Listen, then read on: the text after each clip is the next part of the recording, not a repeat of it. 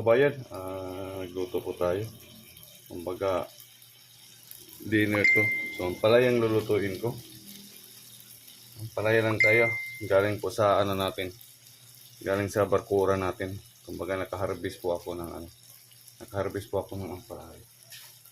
So, ayan. Dito na siya. Yan o.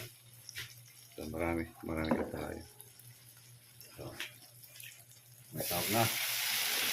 Ready na yan. Yan lang kasimpleng ulam natin. Ang palaya ang ulam ko ngayon. Galing pa to sa ano ko, sa garden. Backyard garden ko. Ito na yan, kabayan. Haluin ko kabayan para yung sahog sa baba, nasa ilalim, hindi siya madikit. Hindi siya didikit. Tapos, ito kabayan na. Haluin natin. Medyo tatlong piraso. Haluin natin ng konti. May sahog na to. Haluin ko lang para yung subak, subak sa Bisaya yung sahog punta sa ibabaw. So, tatakpan ko. Timplahan ko ng Ajinomoto.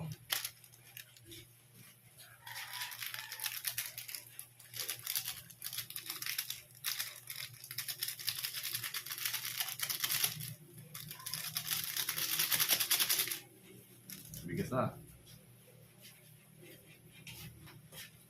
Ayan po mga kabayan. Yan po yung ulam ni Rick TV Official.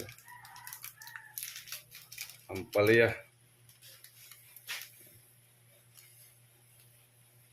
Oops. Kunti lang. So, takpan natin. Mamaya, pakita ko na sa inyo ang finished product. Still watching mga kabayan ha. Mga kabayan, yan na po yung mga kabayan. Yan. So, lalagyan natin ng itlog kabayan. Lalagyan natin ng itlog para masarap. So, may subak na siya, may sahog na siya, may itlog pa.